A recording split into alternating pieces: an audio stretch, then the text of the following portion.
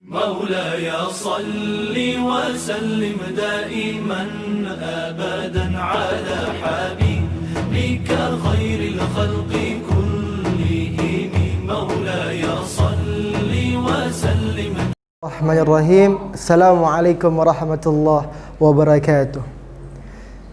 Innal hamdalillah, sesungguhnya segala puja dan puji hanyalah milik Allah saja. Allahu Rabbuna wa Rabbukum, Allah Tuhan kita dan Tuhan mereka semua. Allah Tabaraka wa Ta'ala, Allah Rabbul Izzati, Allah Jalla Jalal. Hamba ini bersaksi bahawa tidak ada Tuhan yang berhak disembah melainkan Allah Subhanahu wa Ta'ala. Wahdahu la syarikalah, satu dan tidak ada sekutu baginya. Lahul mulk wa lahul hamd, yuhyi wa yumitu wa huwa hayyun da'imun la yamutu biyadihil khair wa huwa ala kulli syai'in qadir. Afdalu dzikrika fa'lam annahu la ilaha illallah, la ilaha illallah, la ilaha illallah, al-malikul haqqul mubin, Muhammadur Rasulullah, Sadiqul wa'dul amin. Masyiral muslimin yang insyaAllah dimuliakan oleh Allah Subhanahu wa Ta'ala. Maha besar dan maha agung Engkau ya Allah, yang senantiasa memberikan kami bermacam-macam nikmat, di antaranya nikmat iman, Islam serta takwa yang diberikan kepadanya. Salawat beriring salam tak lupa pula kita curahkan kepada junjungan kita Nabiullah, Nabi teragung Muhammad sallallahu alaihi wasallam. Beliau Nabi pilihan yang terpilih bukan karena dicoblos oleh manusia, akan tetapi diangkat langsung oleh Sang Pencipta para presiden dunia, ialah Allah Subhanahu wa Ta'ala. Beliau sosok yang disanjung dalam Al-Quran suci nan mulia sebagai figur uswatun hasanah, yang mana telah menggulung tikar-tikar kejayaan serta membentangkan sejadah-sejadah kebenaran yang membawa kita dari alam jahiliyah menuju alam Islamiyah yang kita rasakan saat ini. Semoga kita semua senantiasa menjadi umatnya yang setia nantinya. Amin ya rabbal alamin. Masyiral muslimin yang insyaAllah dimakan oleh Allah Subhanahu wa Ta'ala. Ada satu amalan dari Nabi Muhammad sallallahu alaihi wasallam. Barang siapa yang ketika di pagi harinya membaca 3 ayat terakhir surah Al-Hasyr.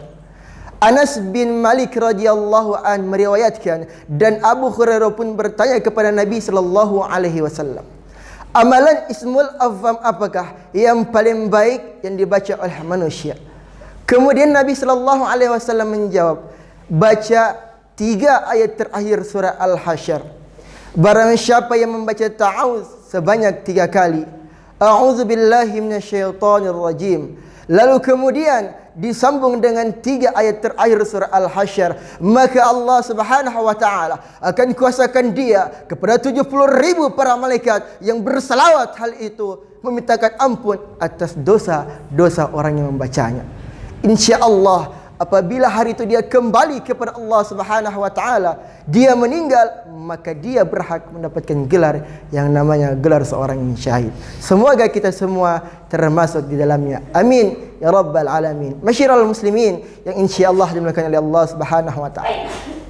Al-Hasyr adalah yang berarti pengusiran.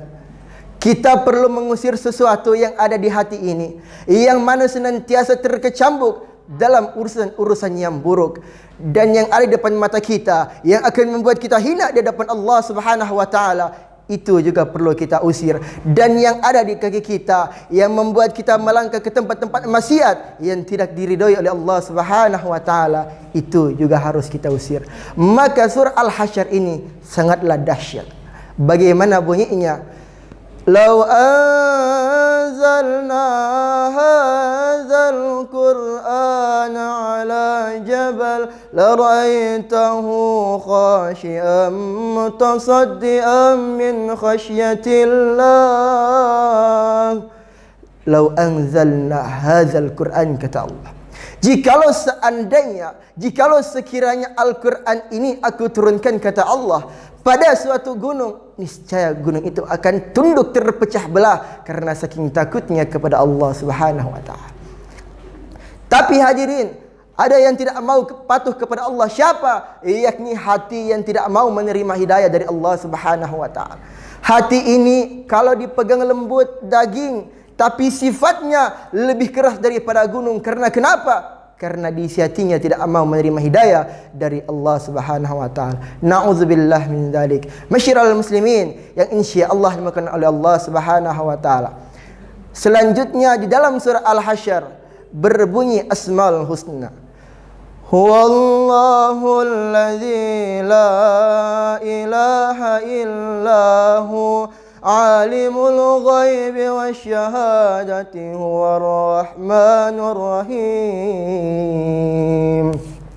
Huwallahu alladzi la ilaha illahu al-malikul quddus